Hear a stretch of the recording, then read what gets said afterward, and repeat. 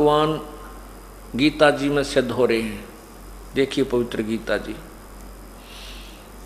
इसमें 7वें अध्याय में गीता ज्ञानदाता कह रहा है,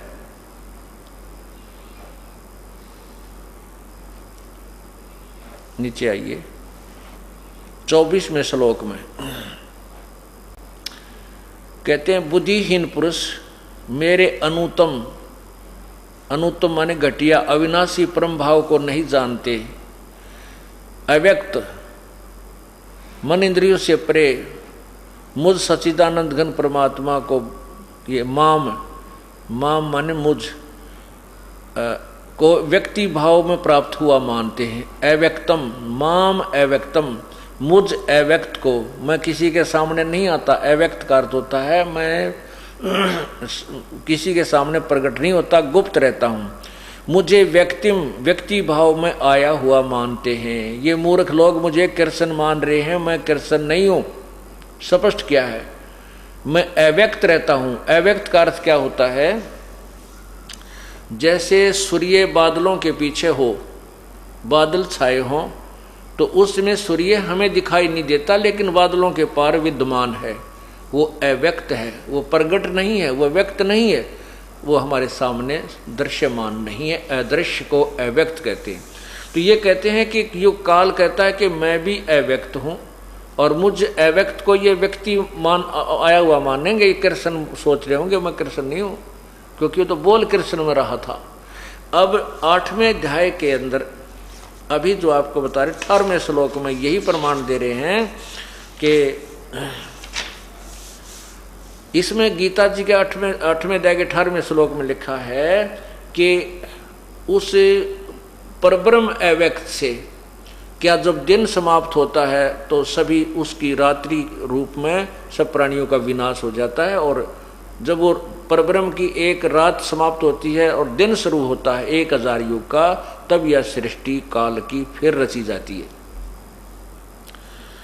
उस अव्यक्त, अब देखना बिल्कुल 2 मिनट में समझ में आ जाएगा जो मैं क्या समझाना चाहता हूं आप जी को।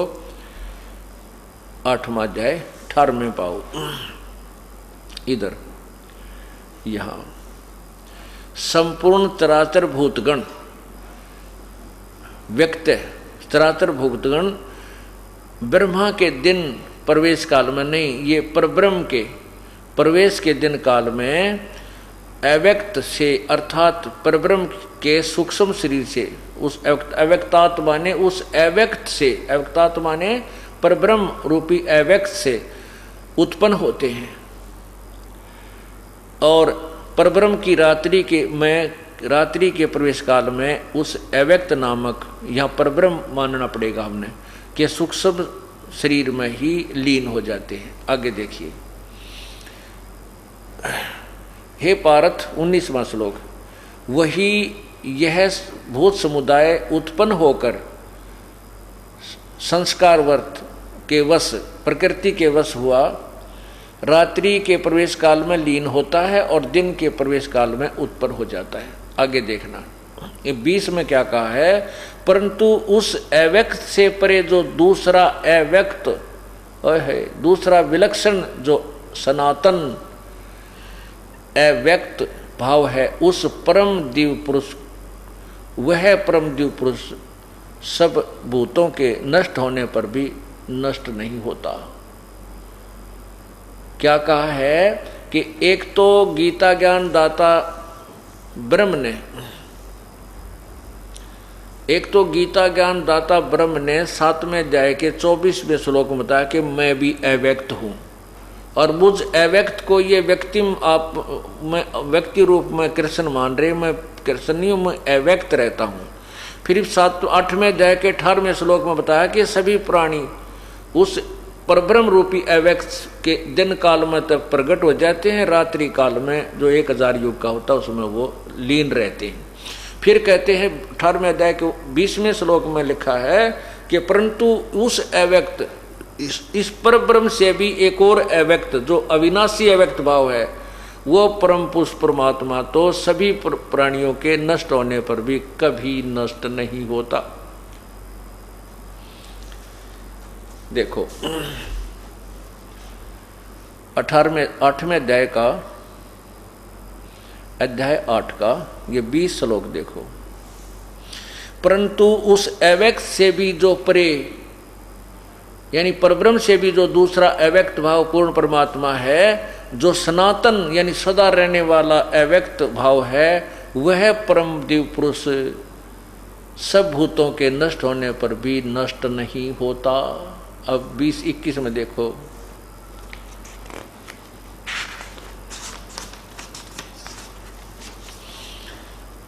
अव्यक्त अक्षर, वो जो तीसरे नंबर का अव्यक्त है, परम अक्षर ब्रह्म है, वह अव्यक्त अक्षर इस नाम से कहा गया। अक्षर माने अविनाशी।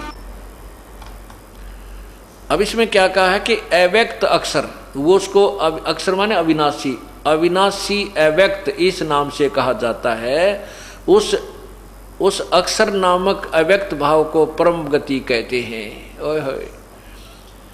और जिस सनातन अव्यक्त भाव को प्राप्त होकर मनुष्य वापस नहीं आते, वह मेरा परम धाम है। अब ये नीचे देखिए।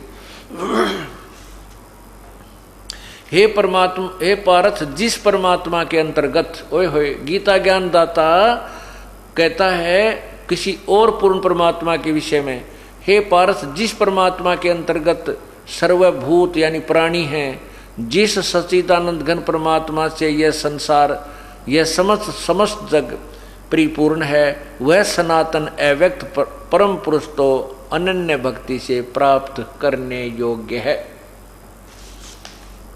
अब देखना, इसमें आपने 8वें अध्याय के 21वें श्लोक में एक शब्द पढ़ा है कि वो मेरा परम धाम है।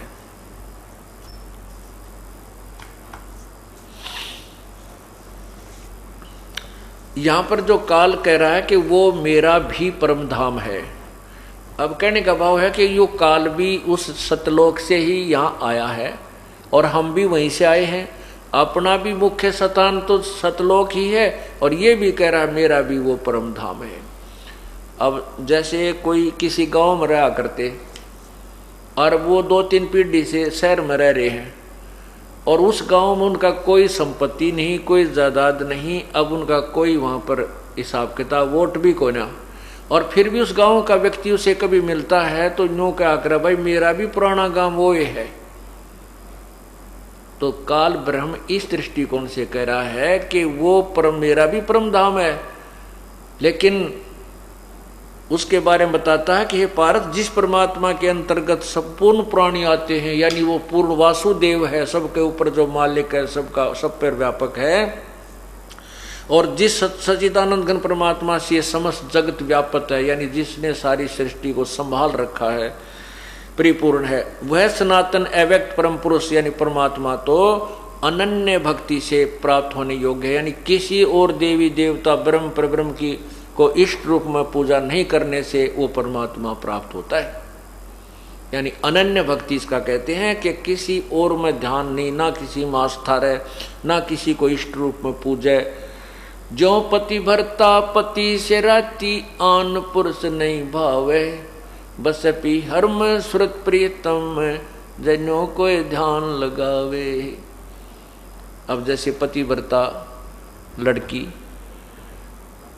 अपने घर भी चली जाती है तो भी अपने पति का चिंतन नहीं भूलती, और पतिव्रता लड़की अपने एक ज्वाइंट फैमिली में भी रहती है, उसमें सास भी है, ससुर भी है, जेठ भी, जेठानी भी, देवर और देवरानी भी।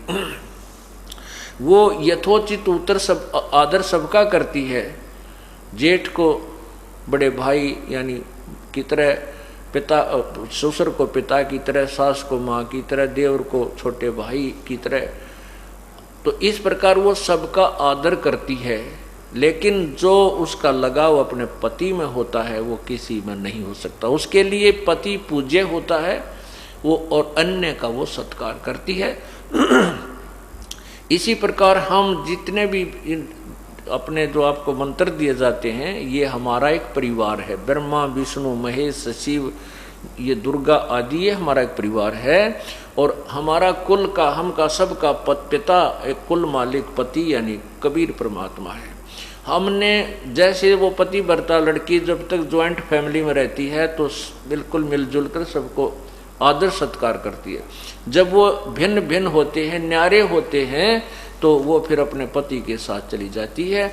जेठ जेठानी में उसका कोई लगाव नहीं रहता, क्योंकि वो उसके साथ वो पति भरता। इसी प्रकार कहते जब हम यहाँ संसार त्याग कर जावांगे, इन तन्यारे होवांगे, हम अपने सतलोक चले जाएंगे, तुम्हारा कोई लेना देना नहीं रहेगा। लेकिन इनसे हमारा कोई बिगाड़ भी नहीं है। अब अलग हो गए तो जेठ और देवरात हैं, कोई उसका मनमुटाव नहीं है, लेकिन पति के समय वो किसी को नहीं मान सकती। इसी प्रकार हमने अपने, इसलिए उसको अनन्य मन कहते हैं। किसी और में श्रद्धा ना हो उसको पतिव्रता स्त्री कहते हैं। इसी प्रकार किसी अन्य देव में हमारी आस्था ना बने तो हम पतिव्रता पद पर रहेंगे और तभी परमात्मा को हम पसंद होंगे। और जब हम इस तरीके से उस कबीर परमात्मा को पूजेंगे, किसी देव में आस्था नहीं रखेंगे, तब हम पतिव्रता पद पर आ जाएंगे। उसके बारे में बताया है, पतिव्रता जमी पर जो जो धर है पाँव, समर्थ झाड़ू देत है, ना कांटा लग जावे। ऐसे भगत को जो पतिव्रता की तरह अपने पूर्ण परमात्मा पर आश्रित हो गया, फिर उसके जीवन सफर में वो पूर्ण परमात्मा कांटे रूपी दुष्कर्मों को ऐसे बुहार देता है जैसे उस मेरे इस भगत के, मेरे बच्चे के कोई कांटा ना लग जा, यानी कोई पाप कर्म का दुख इसको आ ना जा, आने से पहले ही वो उनको साफ कर देता है।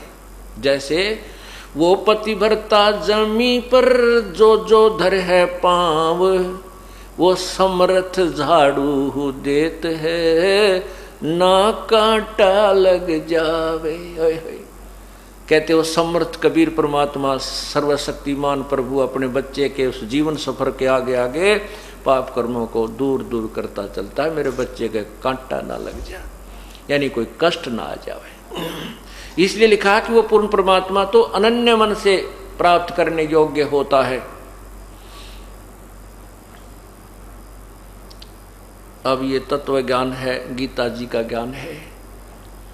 अभी तक हमने गीता जी के बारे में 2 बात बताया करते। अर्जुन तेरा क्या जाता है, तू क्या लेकर आया था, तू है शरीर तेरा है नहीं, संपत्ति तेरी, तू क्यों मोह में फंस गया। वाह वाह, गीता का ज्ञान सुना दिया।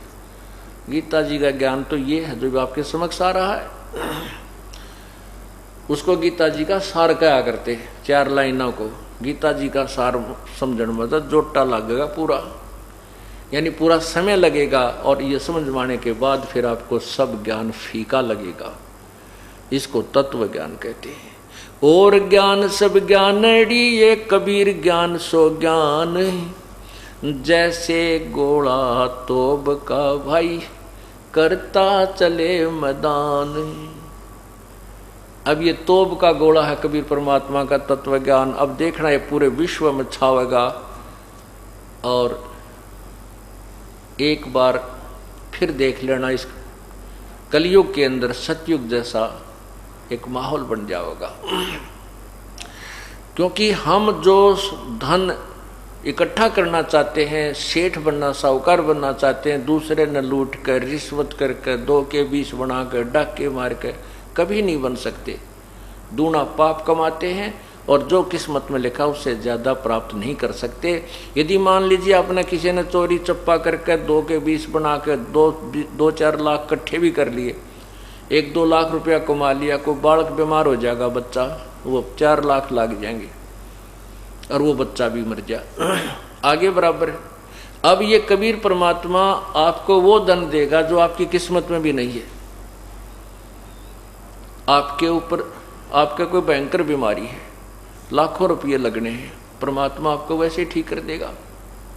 आपको वो बच गए पैसे, और वो पाप कमा के तब पाप तो कमा सकते थे लेकिन पैसा नहीं कमा सकते थे। अब मैं आपको उस परमात्मा कैसे कृपा करता है 1-2 भगत का उदाहरण देता हूं।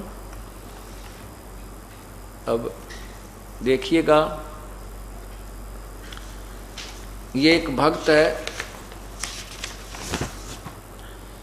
धर्मचंद शर्मा। 718 शक्ति नगर बठिंडा पंजाब से आए हुए हैं वो धर्मचंद जी।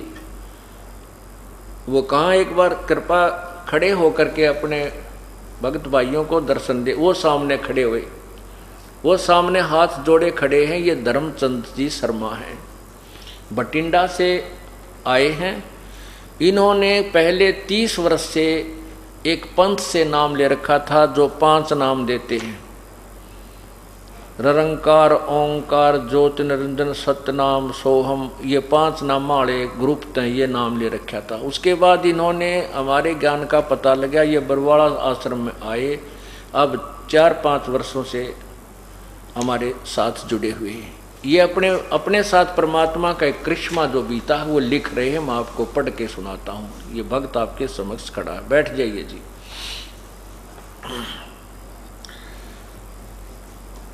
ये क्या लिखते हैं कि दास बठिंडा का रहने वाला है। ओए होए, कितनी प्यारी बोली हो जाती है परमात्मा के बच्चे की जो सत्संग मारने लग जाता है। दास बठिंडा का रहने वाला है। सन 2005 की घटना है। दास ने एक वेल्डिंग का काम करने वाले से 1000 रुपये लेने थे। उसने मेरे लड़के को 500 रुपये देकर कहा कि इतने ही देने थे और कोई पैसा मैंने नहीं देना। दास पुलिस महकमे से रिटायर्ड है। दास को बहुत महसूस हुआ। दास पुलिस के थाने में गया और एसएचओ को सारी बात बताई। तो उसने कहा कि आप बैठो, मैं अभी उसे बुलाता हूँ और आपके रुपए मिल जाएंगे। वह आदमी थाने में आ गया और थानेदार को एक और ले गया। जब थानेदार वापस आया तो उसके तेवर बदले हुए थे। कहने लगा कि अपना लेन देन बाहर जाकर करो, यहाँ झगड़ा करोगे तो दोनों को बंद कर दूंगा। दास को दुख हुआ, परंतु कबीर वाणी का श्लोक याद आया। कबीरा आप ठगाइए और न ठगिए कोई, आप ठगाएं सुख होता है और ठगे दुख होए। देख कितनी शांति दे दी परमात्मा की वाणी ने ऐसे दुख के समय। अच्छा, 1 महीने के बाद दास बैंक में गया। ओए होए, अब देखना कमाल कुदरत का। 1 महीने के बाद दास बैंक गया तो उनका प्रिंटर खराब था। क्लर्क ने कहा मैं हाथ से बैलेंस लिख देता हूं। 1 फरवरी 2005 को मेरा बैलेंस 8,752 रुपये 63 पैसे था। ये देखिएगा, ये है स्टेट बैंक ऑफ पटियाला। ये इन्होंने एक प्रमाण भी साथ दिया है।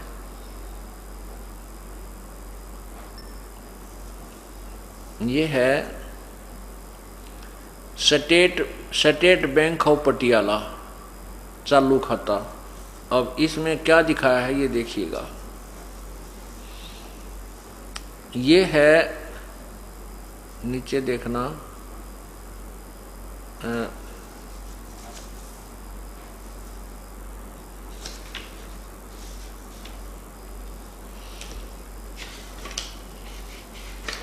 ये देखिएगा। इसमें 1 फरवरी 2005 को, ये देखना 1/2/2005 को इसमें कितना बैलेंस है इनका। ये है 8,752 रुपये 63 पैसे। और फिर उसी दिन हाथ से लिखता है, नीचे देखना, ये 1/2/2005 को टोटल उसने लिखा है 24,752 रुपये 63 पैसे। 16,000 रुपये बढ़ गए। ये 8752 8,752 रुपये 63 पैसे थे उसी दिन। प्रिंटर खराब हो गया तो उसने हाथ से लिख दिए। अब उसने जब हाथ से लिखा तो टोटल बैलेंस पाया 24,752 रुपये 63 पैसे। अब फिर उन्होंने ये 11,000 एक बार निकलवाए, 9,000 एक बार निकलवाए, ये इस प्रकार जमा खाता चलता आ रहा है। अभी इन्होंने क्या बताया है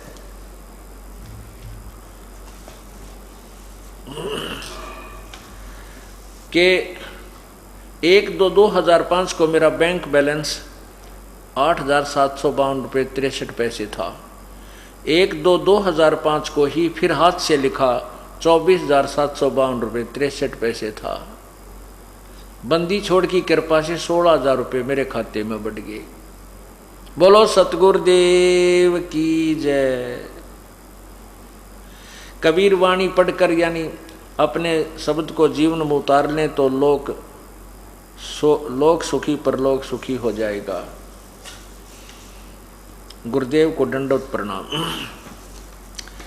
अब पुण्यात्माओं, ये तो एक जैसे वो कहते हैं ना ट्रेलर है भगवान का, ट्रेलर। यदि हम और ज्यादा दृढ़ता से इसकी तरफ लगेंगे तो ना जाने के तक ये कर देगा। अब उन बैंक वाਲਿयों का भी बैलेंस पूरा उस मालिक ने कराया। अब ये परमात्मा जो चाहे सो कर दे 1 मिनट में। अब आपने देखे होंगे जादूगर मिट्टी हाथ में उठाकर रुपया बना दे चांदी का, वो तो छोटे मोटे जादूगर हैं अस्थाई, और ये परमात्मा उन जादूगरों का भी जादूगर है। ये सारी सृष्टि उस जादूगर ने रच रखी है, और वो ना जाने के बना दे, इस मिट्टी का सोना बना दे, सोने का पहाड़ बना दे, पत्थर का पहाड़ बना दे। अब आपको एक कथा और सुनाता हूँ, परमात्मा क्या करता है। ये है भक्त राजकंवर दास पुत्र श्री दलीप सिंह काद्याण, एक्स सूबेदार, गांव मांगावास, तहसील बेरी, जिला झज्जर का निवासी हूं। वो कहाँ है भक्त जी, एक बार खड़ा हो जाए। ये देखो, ये सूबेदार साहब खड़े हैं, श्री राजकुमार दास पुत्र श्री दलीप सिंह काद्याण, गांव मांगावास, तहसील बेरी, जिला रोहतक। अब इनके बारे में मैं आपको सुनाता हूं, जिन्होंने अपनी आप बीती मुझे लिख कर दी है। आप कृपा बैठ जाएं।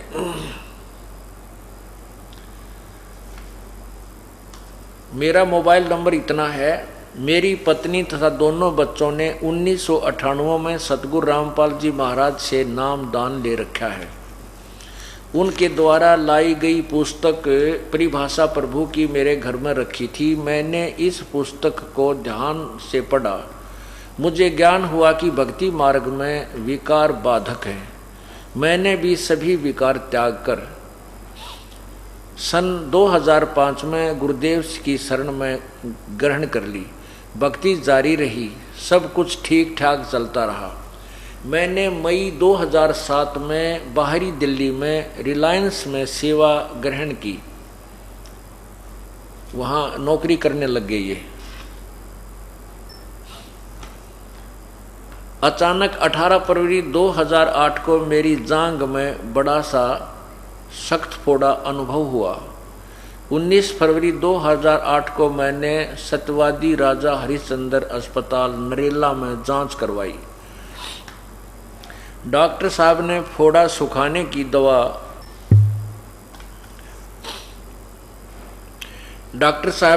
सुखाने की दवाइयां दी।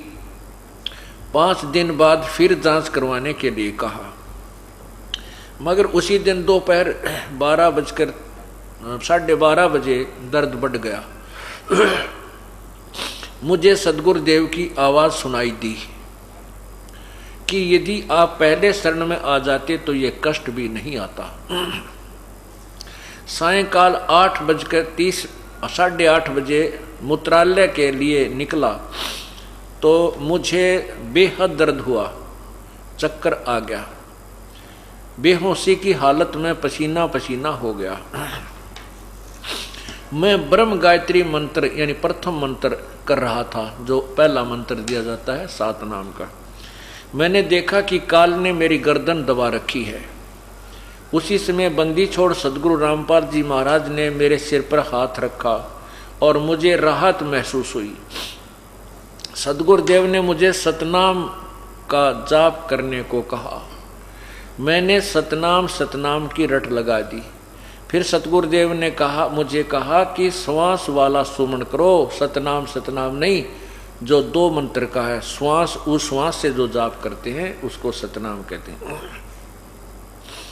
जो ही मैंने श्वास का सुमन शुरू किया तो काल लगभग 50 गज की दूरी पर हट गया।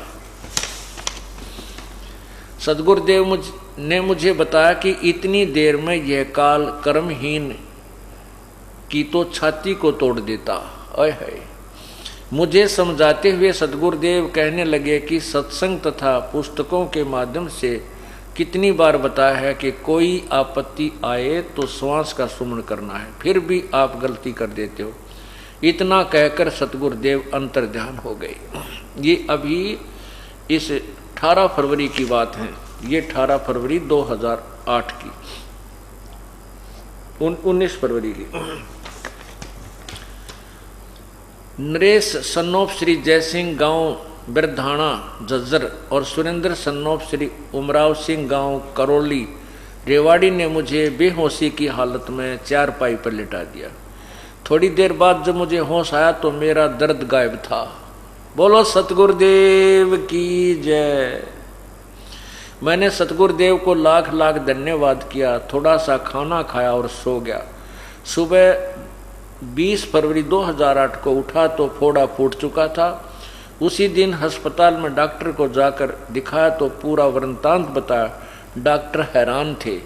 उन्होंने वरिष्ठ डॉक्टरों को भी बताया, जांच की तथा बची हुई दवाइयां वापस जमा करके छुट्टी कर दी। यह सब राहत बंदी छोड़ सदगुरु रामपाल जी महाराज की असीम कृपा से संभव है। मुझे जीवन दान मिला। सत साहिब। तो पुण्यात्माओं, अब ये है खेल परमात्मा के। समर्थ का सरनाग हो, रंग होरी हो, वाई कदे न हो एकाज राम रंग होरी हो। होरी माने खुशी।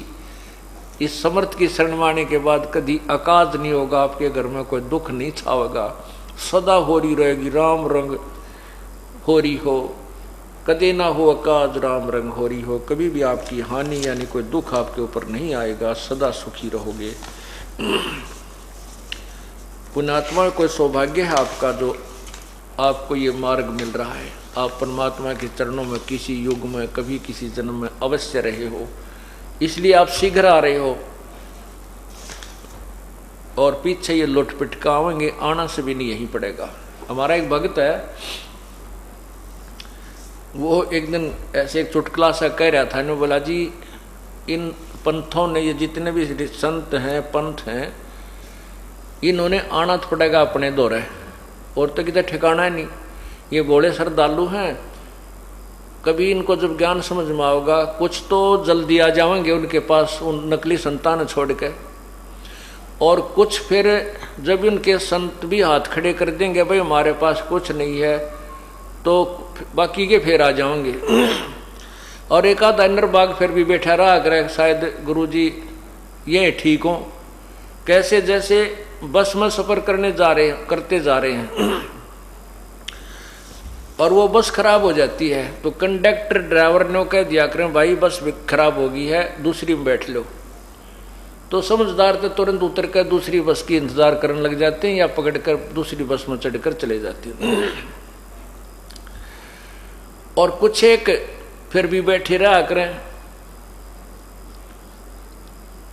ना उतरा करें। कंडक्टर ड्राइवर भी कहते रहते, भाई उतर लो या बस खराब हो गई है, दूसरी बैठ लो, ना उतरे।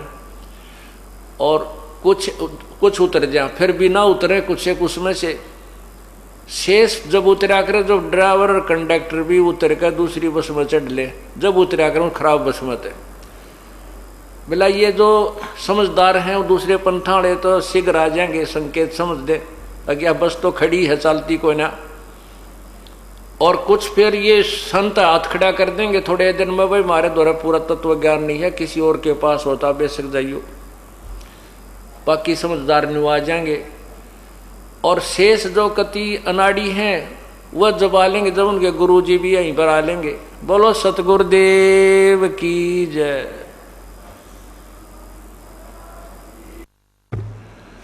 परमपिता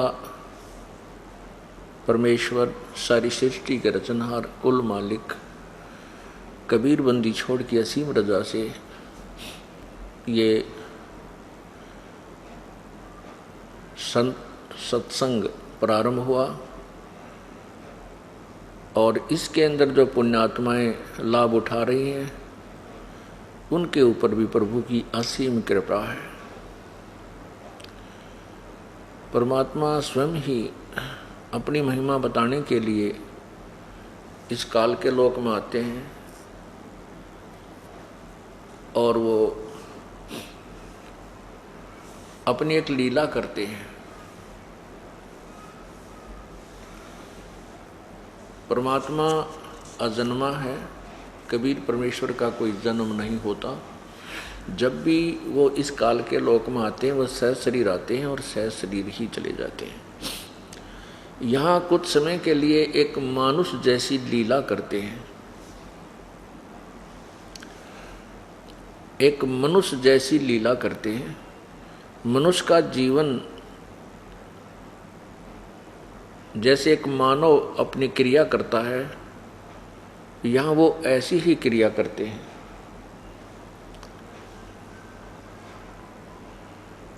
तो उस समय हम उसको केवल एक मनुष्य जान लेते हैं, हम उन्हें भगवान नहीं मानते।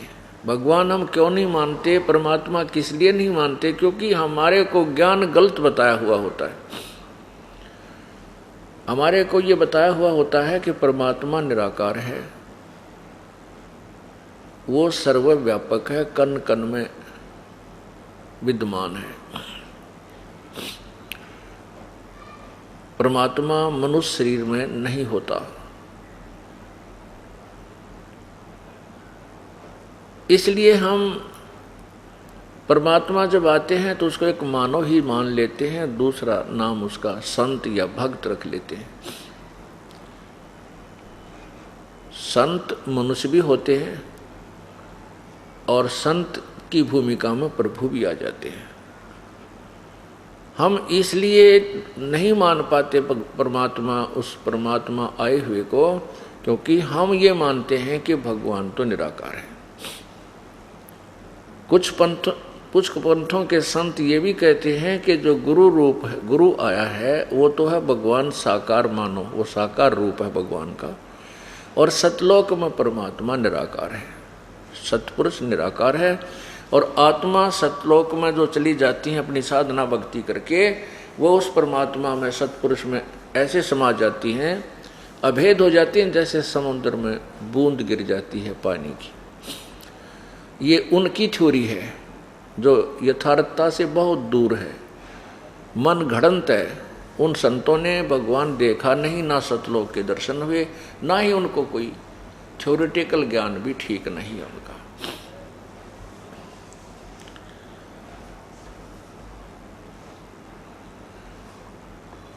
आज जो ये समापन हो रहा है,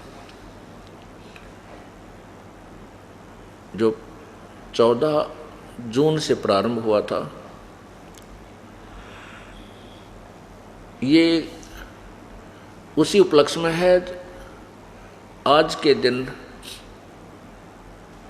ज्येष्ठ सुदी पूर्णमासी, जेठ उतरते की पूर्णवासी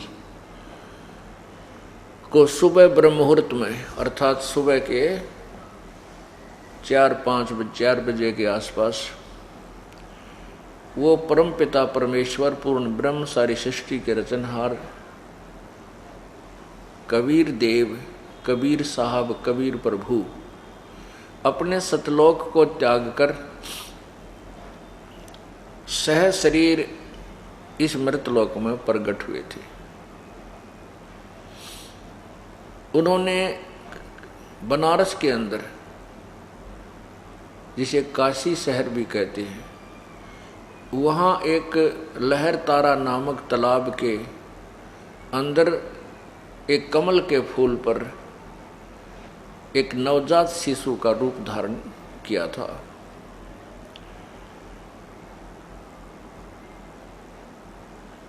उस उपलक्ष्य में, परमात्मा के यहाँ प्रगट दिवस के उपलक्ष्य में, ये ज्येष्ठ शुद्धि पूर्णमासी का सत्संग की प्रतिवर्ष किया जाता है। सन 2007 में हम इसे नहीं कर पाए, क्योंकि कहते हैं भक्ति मुक्ति के दाता सतगुरु भटकत प्राण फिरंदा, उस साहिब के हुक्म बिना नहीं तरवर पात हिलंदा। उस परमात्मा के हुक्म बिना तरवर का पत्ता भी नहीं हिल सकता। उसी की रजा से सब हुआ था, उसी की रजा से ये अब देखना क्या होगा। पूरा विश्व परमात्मा को पहचानेगा। हिंदुस्तान, हमारा भारत जो है, ये पूरे विश्व में विख्यात होगा, समृद्ध देश होगा। यहाँ वही शांति होगी जो सतयुग के समय हुआ करती थी। आपसी राग द्वेष, लड़ाई झगड़े, ये मार काट, पैसे के ऊपर इंसान कति शैतान हो लिया। ना बाण भाई का प्यार रहा, ना माता पिता की श्रद्धा, केवल एक पैसा पैसा नजर आता है। और ये तत्व ज्ञान के बिना ये जीव इस बुराई को त्याग नहीं सकता। और तत्व ज्ञान हो जाने के उपरांत ये प्राणी, जैसा कि आपने कल पवित्र गीता जी में सुना था 7वें अध्याय के 29वें श्लोक में, कि तत्व ज्ञान से परिचित होने के उपरांत और तत्व ब्रह्म यानी उस परम अक्षर ब्रह्म पूर्ण परमात्मा की महिमा और सतलोक में के सुख से परिचित, यानी तत्व ज्ञान के द्वारा पूरा ही वर्णन दिया जाता है कि तुम यहाँ इस मृतलोक में कितने कष्ट उठाते हो, जन्मते हो मरते हो, जन्मते हो मरते हो, कितना पहाड़ जैसा कष्ट आप उठा रहे हो। और सतलोक में जाने के बाद फिर तुम्हारा जन्म मृत्यु सदा के लिए समाप्त हो जाएगा। वहाँ फिर हम ऐसे ही रहा करेंगे जैसा यहाँ रह रहे। ये तो डुप्लीकेट माल है, यहाँ का जो जीवन है, यहाँ की पृथ्वी है, यहाँ के जो सुख हैं, ये तो बिल्कुल 3rd क्लास 4th क्लास कह जाओ, वो माल भी नहीं है। उस सतलोक के जो सारा सुख है, सतलोक के अंदर जो आहार है, बाग बगीचे हैं, पहाड़ हैं, सब कुछ झरने बह रहे हैं, वहाँ बिना बादल के फुहार पड़ रही होती हैं। यानी जो सुख हम यहाँ आर्टिफिशियल फुहारे पूरे ला का या वैसे प्राप्त करते हैं, वो वहाँ सदा बना रहता है। वहाँ कभी मृत्यु नहीं होती। सतलोक में जाने के बाद कभी मृत्यु नहीं होती। अब यहाँ हमसे आज कितने बड़े सेठ हैं, चाहे कितनी फैक्ट्री चलने से हम राष्ट्रपति बने हुए हैं, लेकिन मृत्यु होगी। ये सुख रह नहीं सकता, अस्थायी अक्षीण की परिवर्तनशील है। और वहाँ कांस्टेंट है, सदा रहने वाला शाश्वत सुख है।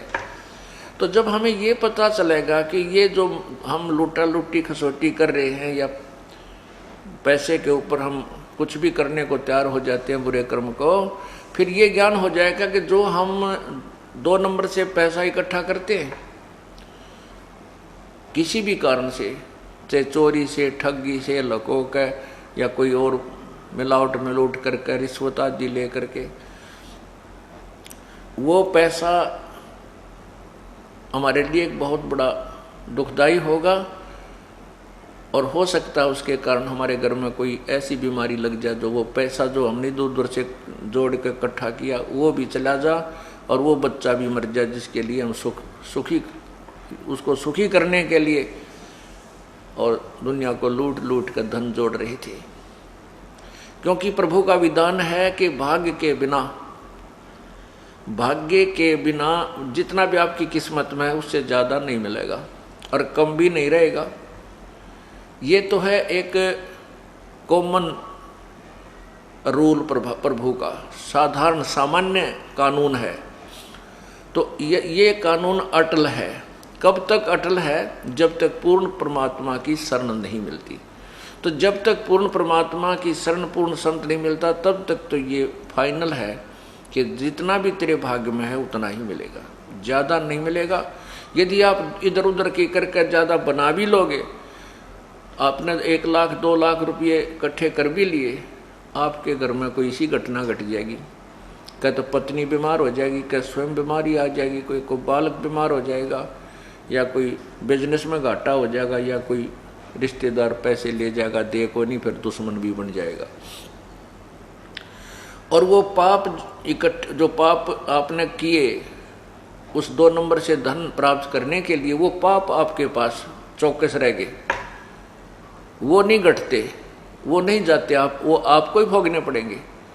तो इस तरह का ज्ञान तत्व ज्ञान से हो जाता है। फिर ये प्राणी दूसरे का धन लेना, चोरी करना, ठगी करना, हेराफेरी करना एक विष समझेगा। विष जैसे जहर होता है। अभी तक हमें पता नहीं था कि ये जहर है, इसलिए हम खा रहे थे, मर रहे थे, दुख पा रहे थे। जब बच्चे को पता चल जाता है कि ये विष है इस बोतल के अंदर और इसके खाने से आदमी मर जाता है, वो बच्चा शाना होने के बाद हाथ नहीं लगाता। अबोध बच्चा उसको खोल कर ढक्कन और पी लेता है और मृत्यु को प्राप्त हो जाता है। तो जो हम कर्म कर रहे हैं तत्व ज्ञान के अभाव से, जो हम पाप कर रहे हैं, फिर हमारे को ये दूर खड़े दिखाई देंगे, ये वो विष की बोतल की तरह नजर आएंगे, इलेक्ट्रिसिटी यानी बिजली के नंगे तार की तरह नजर आएंगे कि इनका हाथ लगते ही मर जाएंगे। थोड़ा कम करो। तो इस प्रकार ये सतयुग का माहौल होगा।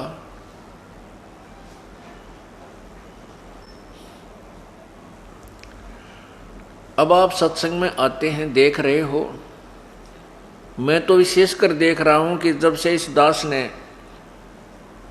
परमात्मा की मजदूरी करनी शुरू की है, उसके बच्चों के लिए उसके तत्व ज्ञान को प्रचार करना शुरू किया है और ये उपदेश देना प्रारंभ किया है, उस दिन से देख रहा हूं कि जो भक्त हमारे परमात्मा कबीर बंदी छोड़ की शरण में आए हैं, उस समय उनकी क्या स्थिति थी। शुरुआत में तो वही आए हैं जो केवल बीमार थे, रोगी थे, किसी का घाटा हो रहा था, क्या में बरकत नहीं थी, पशु मर जावे थे, किसी की फसल खराब हो जाती, किसी का ट्यूबवेल ना लग गया था, किसी की भैंस के थन बिगड़ जाए थे। तो शुरुआत यहाँ से हुई थी, क्योंकि समर्थ की समर्थता का तभी पता चलता है जब हम उसके गुणों को प्राप्त करते हैं। जैसे हम परमात्मा के विषय में सुना करते थे, प्रभु ये कर देता है, प्रभु निर्धन को धनवान बना देता है, परमात्मा रोगी को स्वस्थ कर देता है और परमात्मा अंधे को आंखें दे देता है, प्रभु पिंगल को पहाड़ पर चढ़ा देता है। तो ये हम भगवान के गुण सुना करते, लेकिन होते कहीं नहीं देखे थे। हमने ये मान लिया था कि ये कभी सतयुग में होते होंगे, अब नहीं हो सकते, क्योंकि हमारी बाल बुद्धि थी, मंद बुद्धि के थे हम, तत्व ज्ञान नहीं था। अब कारण ये था कि जो परमात्मा के गुण उस समय थे वो आज भी हैं, क्योंकि वो अपरिवर्तनशील है। प्रभु के गुणों में कोई परिवर्तन नहीं होता। वो हमें प्राप्त नहीं हो रहे थे, वो अपनी त्रुटि थी। जैसे बिजली के गुण आप सुनते हो, बिजली पंखा चलाती है, ठंडी ठंडी हवा देती है, कूलर चलाती है, ट्यूबवेल चलाती है, आटा पीस देती है, ऐसे ऐसे गुण, और अंधेरे को उजाले में बदल देती है। ये इलेक्ट्रिसिटी के मेरिट्स हैं, गुण हैं उस बिजली के। और उसके गुण तो हैं, लेकिन वो कैसे होंगे कि अपने पास पंखा भी हो, बल्ब भी हो, और फिर कनेक्शन हो उस पावर हाउस से जिसमें बिजली हो, और फिर देखना कनेक्शन मिलते ही बिजली अपना काम शुरू कर देगी। अब हमारे साथ क्या किया हुआ था इन अनजान संतों ने? उनको तत्व ज्ञान था नहीं, वेदों का ज्ञान भी नहीं था। ऋषि और मैं ऋषियों को वेद पढ़े पर वेद न जान, ये बाचे पुराने 18। जड़ को अंधा पत्ते खोआ, वह भूल गया सिरजनहारा। वेदों को पढ़ते हैं परंतु भेद नहीं जानते थे। वेदों को पढ़ते थे फिर भी वही क्रियाएं करते थे। जैसे आपने कल सुना था कि ये ऋषि लोग ज्यादातर तप करते थे, जबकि घोर तप करते थे, हठ योग करते थे। जबकि वेदों में और पवित्र गीता जी में, पवित्र चारों वेदों में, 100वें वेद में इस हठ योग को मूर्खों का कर्तव्य लिखा है। राक्षस स्वभाव के लोगों का ये शास्त्र विधि विरुद्ध साधना होने से राक्षस स्वभाव के लोग करते हैं। तो ऋषियों को राक्षसों से कम हम कैसे माने? जैसे दुर्वासा जी ने एक बच्चों की जरा सी गलती पर प्रद्युम्न ने दुर्वासा के प्रद्युम्न को एक बच्चे लड़की का स्वांग बना करके श्री कृष्ण के लड़के प्रद्युम्न को दुर्वासा के पास ले गए थे। और ये पूछने लगे मजाक में, बच्चों ने मजाक कर दिया कि इसको लड़का होगा या लड़की। दुर्वासा ने श्राप दे दिया कि तुम्हारा नाश होगा, यादों का नाश होगा। उनके वचन से जो उन ऋषियों ने तप करके जो भी वो भक्ति धन कमाया, उससे उन्होंने राक्षस जैसा कर्म कर दिया। 56 करोड़ या 2 लड़के मर गए। इसी प्रकार चुनक ऋषि ने 72 अक्षौणी सेना, 72 करोड़ सेना मानदाता चक्रवर्ती राजा की अपनी उस भक्ति कमाई थे, जो धन जोड़ा था, वो जो सिद्धि कमाई थी, उसके आधार से उसकी 72 करोड़ सेना को मार डाला। और कपिल मुनि जी, कपिल जी, वो एक बार साधना कर रहे थे बंगाल की खाड़ी में, और राजा सगड़ के 60,000 पुत्र कोई क्रिया अपना धार्मिक अनुष्ठान करते चल रहे थे। उनका घोड़ा खोल कर इंद्र ने और चुनक ऋषि की जांग का बंधवा दिया, टांग के। तो घोड़े की तलाश करते हुए 60,000 सगड़ के पुत्र जब ऋषि कपिल जी के पास आए, तो उन्होंने उस ऋषि के ऐसे शरीर में, काखों के इस कंधों के नीचे कोख में भाले गाड़ दिए। ये सोचा कि ये ऋषि ने हमारा घोड़ा बांध दिया है लाके, और अब इसको ललकारते हैं तो युद्ध करें। अब ऋषि के तप करते करते उसकी पलक, आंखों की जो पलक हैं, इतनी बढ़ गई थी, जमीन पर टिकी हुई थी। ऋषि को दर्द हुआ, जब भाले लगे उसने अपनी पलकों को हाथ से ऐसे उठा, क्रोध में ऐसे करके ऐसे घुमाया, उसमें से अग्निबाण छूटे और 60,000 सगड़ राजा के बेटे वहां मर गए। 60,000 सगड़ के होते कपिल मुनीश्वर खाए। अब बताओ, राक्षस किसी ने क्या करते? जो मांस खाया करते, मांस खाते थे, वो चाहे न्यू मार दो, चाहे तीर से मार दो, चाहे सिद्धि से मार दो, एक जैसी बात है। तो कहने का भाव हमारा ये है, परमात्मा ये समझाना चाहते हैं कि जब तक हमें तत्व ज्ञान नहीं होता, हम ऐसे ही कर्मों में लगे रहते हैं और शास्त्र विरुद्ध साधना करते रहते हैं। तो जब हमें तत्व ज्ञान हो जाता है तो हम केवल वही क्रिया करते हैं जो हमारे को यहाँ से छुटकारा पाने क्यों। और परमात्मा की भक्ति से ही हमें शांति मिलती है, घर में सुख होता है। तो हम जो आपको बताना चाहते थे कि अब एक सतयुग आएगा, सतयुग जैसा माहौल हो जाएगा। अब आप तो ये दास पहले देखा करता था कि उनके पास कुछ भी नहीं था, दुखी हो रहे थे। आज 8-7 साल हो गए, 10 वर्ष हो गए, किसी ने 2 वर्ष, किसी ने 4 वर्ष, किसी ने 5 वर्ष, किसी ने 10 वर्ष, 12 वर्ष। आज परमात्मा ने उनकी वह मौज कर रखी है कि गांव में उंगली टिकती है कि ये घर, इनके पता नहीं कहाँ से धन आता है। अब हमारे साथ ये बच्चे जेल में थे, 2 लड़के यहाँ से थे, गुराना थे, दोनों भाई और दोनों जेल में। तो परमात्मा अपने बच्चों के साथ रहता है। एक भाई तो 4-5 महीने के बाद जमानत होगी, दूसरा हमारे साथ आया। और प्रभु ने यहाँ उनके ऐसी मौज कर रखी थी, जो पहले काम चला था उससे 21 मौज होगी, 21। और हिम्मत देख उन बाण बेटियों की, उनकी माता जी की, दोनों बेटे जेल में।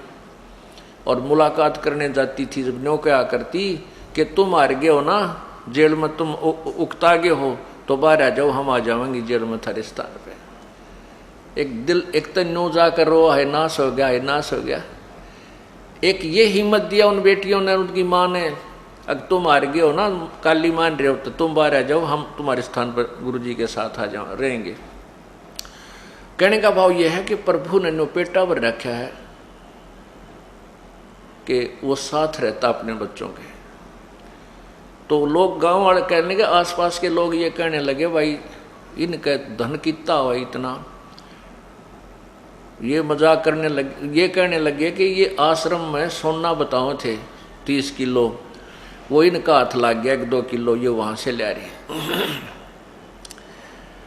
अब उन लोगों की सोच तो इतनी है, इससे आगे वो सोच ही नहीं सकते क्योंकि ज्ञान उन्हें सुना को नहीं। तो ये भक्त कहते हैं बात तो थारी ठीक सा भाई, सोना ताव है आश्रम में थे, पर जिस तरह तुम कह रहे हो ऐसा नहीं आता, वो तरीका और है भगवान का देने का।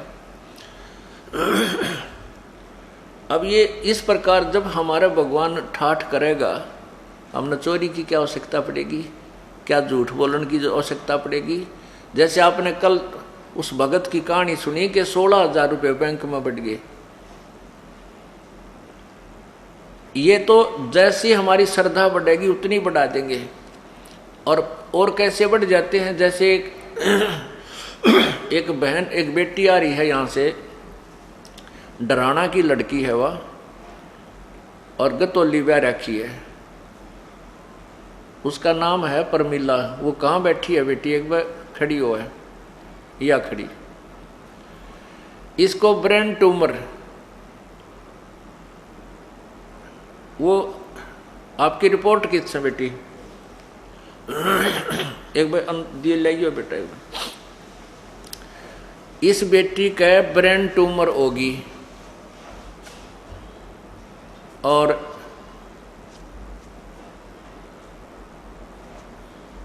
ब्रेन ट्यूमर होगी तो इसकी हाथों की पैरों की हड्डी बढ़ गई 1.5 इंच, ऐसा बूंदी शकल, और मुंह भी और डालका हो रहा है इस बेटी का। और इसने लिखा अपनी आत्मकथा,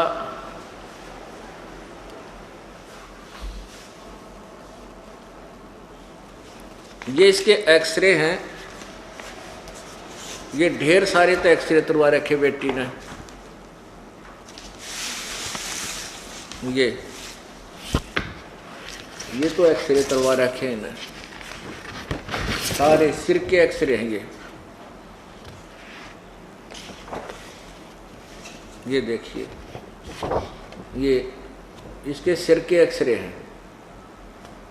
इसमें तो नहीं दिखते होंगे, लेकिन इसमें नारे नारे ये एक अंग के ये एक्सरे तुरवा रखे हैं। और इसके बाद ये रिपोर्ट है इसकी,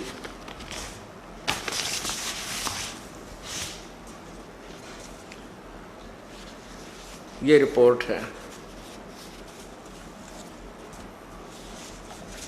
ढेर सारी।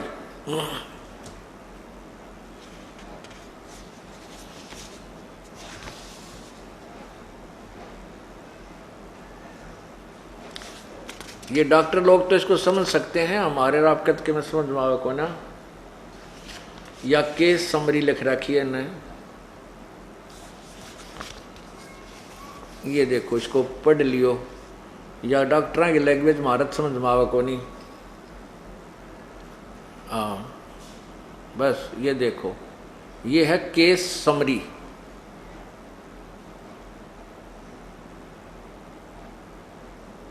ये पैरों के अंदर जो है ना,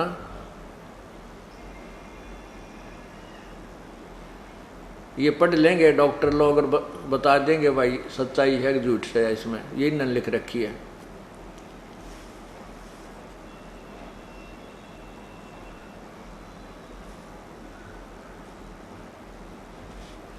ये है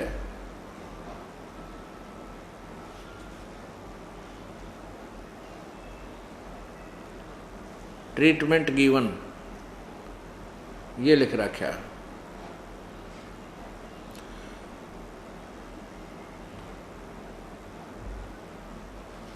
ये इसका नाम है बेटी का, पूरा एड्रेस इसके ऊपर, ये देखिएगा।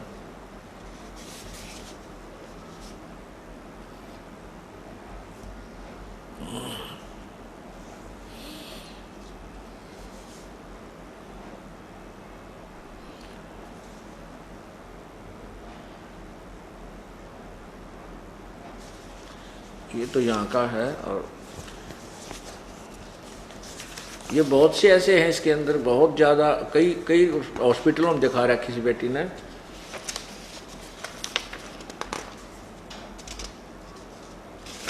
ये गणिये है, इसका नाम है परमिला और पति का नाम है, अभी मैं बताता हूँ आपको, सारी कहानी सुनाऊंगा। इसकी बेटी ने लिख कर दिया मेरे को, ये यहाँ लिखा है इसका।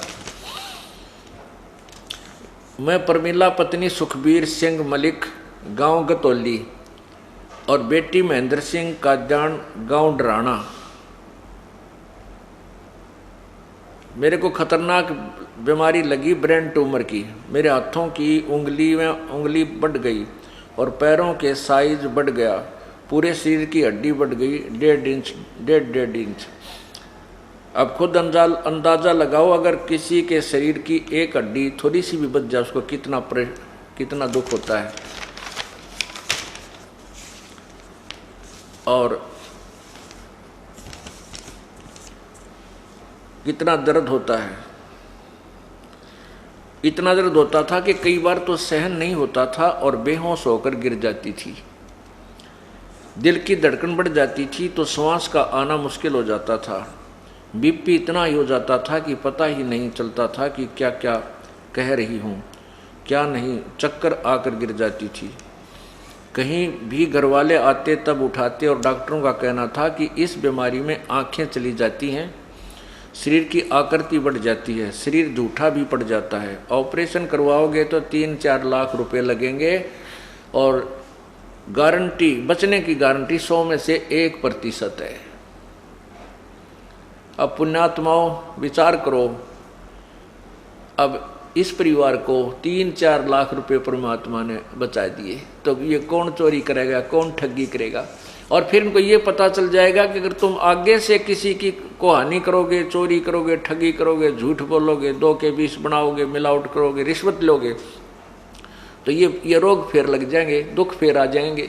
तो ये जहर दिखाई देंगे इनको, ये छुएंगे नीचे, भूखे रह लेंगे एक समय। तो इस प्रकार जब हम एक दूसरे को, हमारे को जब इतना ज्ञान हो जाएगा, हम पाप कति त्याग जाएंगे और लूटना तो दूर है, लूटा करेंगे, क्योंकि हमें ये भी ज्ञान हो जाएगा कि दान धर्म करने से हमारे जो पाप भी नष्ट होते, कुछ कम होते हैं और दान से ही हमें लाभ होता है, परमात्मा की प्राप्ति में सहयोग मिलता है। तो फिर हम दान करा करेंगे, हम लूटेंगे नहीं, 2 पैसे हाथ से छोड़ा करेंगे। तो 3-4 लाख रुपए लगेगा और बचने की 100 में से 1% भी नहीं कह सकते कि बच जाएगी। ऑपरेशन के दौरान अंधी भी हो सकती है। ओए होए, ऑपरेशन तो करेंगे तो अंधी भी हो सकती है, पागल भी हो सकती है। पूरी सूज गई थी मैं, हाथ पैर मुंह मोटा मोटा हो गया था और ऑपरेशन भी सिर्फ 2 जगह से हो सकता, एक गंगाराम हॉस्पिटल और दूसरा अपोलो हॉस्पिटल दिल्ली में। तब मेरे पापा ने गुरुजी की चरण पकड़कर रोए कि आप क्या नहीं कर सकते। ये तो अभी 1 महीना पहले की बात है। ये महेंद्र भगत जी ने उपदेश ले रखा था। ये आकर के कहा, जी आप हम तो गरीब आदमी ना, ये पैसा भी चल किसी पे ले दे कर ला जा, बच्चन की आस नहीं है, छोरी की जिंदगी बर्बाद होगी। तो इस लड़की को हमने यही बुला लिया, बेटी तू आ जा, यहाँ कुछ दिन सेवा कर, समागम चल रहा है। उस दिन इस लड़की की शक्ल देखी नहीं जाती, ऐसी हालत थी इसकी। ऐसा उठ पटांग सा मुँह, नारा बड़ा हाथ जैसे अब शीशे दिखा करें और आंगली हाथा की इतनी लंबी लंबी न्यारी दिखें, इसी बूंदी।